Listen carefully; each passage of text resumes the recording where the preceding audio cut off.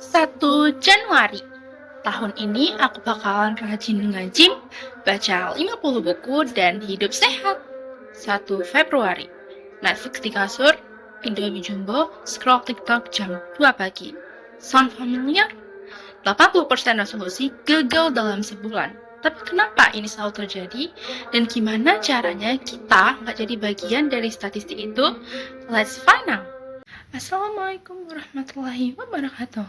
Halo semuanya, kenalin aku Zara Sabia Panawas, mahasiswa dari program studi psikologi Universitas Syah Kuala. Kali ini aku bakalan membagikan materi dari mata kuliah favorit aku, pengembangan diri. Aku mau jelasin ke teman-teman semua, kenapa sih kita tuh suka banget bikin resolusi di tahun baru kayak tahun 2026 ini, dan kenapa resolusi itu selalu gagal, bahkan gak nyampe sebulan. Yuk simak mana sih pembahasannya. Research dari University of Scranton menunjukkan 80% resolusi gagal dalam sebulan. Bahkan ada istilah Quitter's Day, di mana tanggal 19 Januari mayoritas orang officially give up. Tapi kenapa kita tetap bikin resolusi? Karena fresh start effect. Otak kita suka temporal landmarks kayak tahun baru, hari ulang tahun, dan hari Senin. Bikin kita ngerasa bisa reset jadi versi yang lebih baik. Plus, manusia secara natural pengen self-improvement. Menurut Abraham Maslow, ini disebut sebagai aktualisasi diri. And there's social pressure. Everyone posting New Year, New Me. Tapi ada problem. Kita pakai optimism bias. Ke tahun lalu gagal, tahun ini bakalan beda. Padahal strateginya sama, ya hasilnya bakalan sama aja. Pertama, goals yang gak jelas. Aku mau hidup sehat, tapi artinya apa? Otak kita butuh kejelasan. Kedua, all or nothing mentality. Gym 5 kali seminggu, terus seminggu cuma 3 kali, terus langsung keluar. Padahal 3 kali itu juga proses. Ketiga, cuma berdasarkan motivasi doang. Dan ini yang bikin aku personally juga struggle banget. Dulu aku mikir aku tuh kurang semangat. Ternyata motivasi itu kayak cuaca, dia datang dan pergi. Kita butuh lebih dari itu. Keempat, fokus goal tanpa sistem. Aku mau ABS, tapi nggak ada meal plan, nggak ada workout schedule. Jadi, goal tanpa plan itu cuma omong kosong belaka. Dari riset psikologi, ada 2 tipe motivasi, extrinsic dan intrinsic.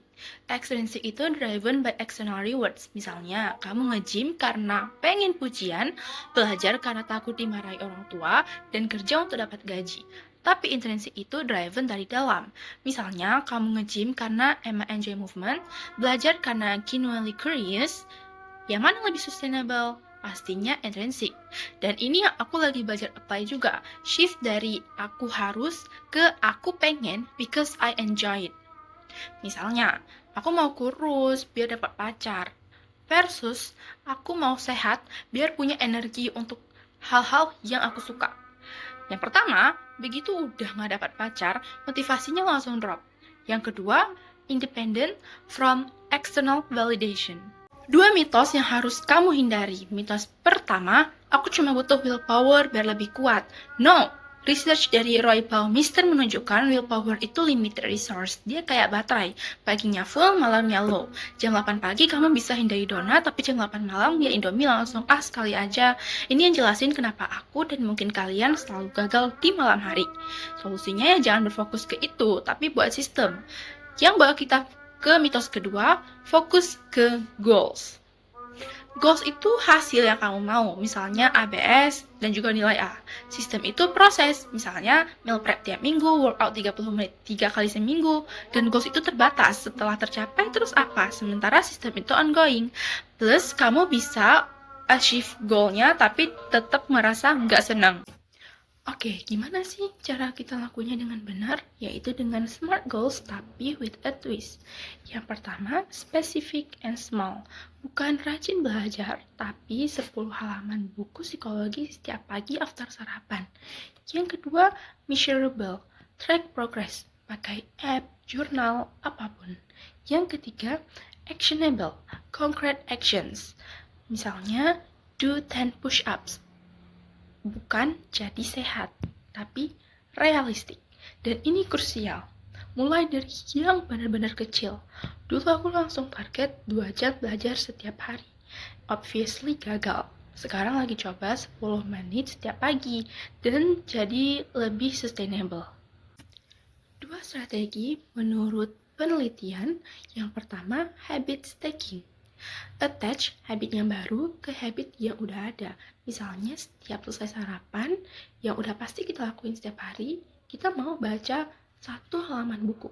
Cuma 1 halaman. Tapi 1 kali 365 udah sama dengan 2-3 buku.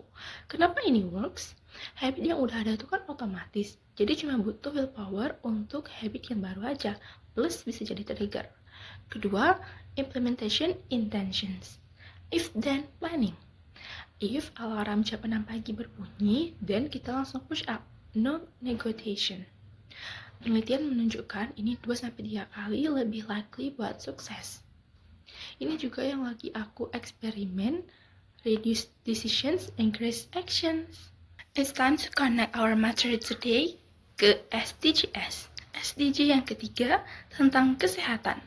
Motivasi intrinsik plus sistem akan bikin sustainable healthy lifestyle, bukan diet yang harmful. SDG yang keempat tentang pendidikan. Learn how to learn. Systems untuk lifelong learning, crucial skill abad ke-21. SDG yang ke-8 tentang produktivitas, bukan hasil culture yang burn out. Consistent small actions yang sustainable that builds real professional growth. So, kenapa resolusi selalu gagal? Karena kita treat tahun baru kayak magic.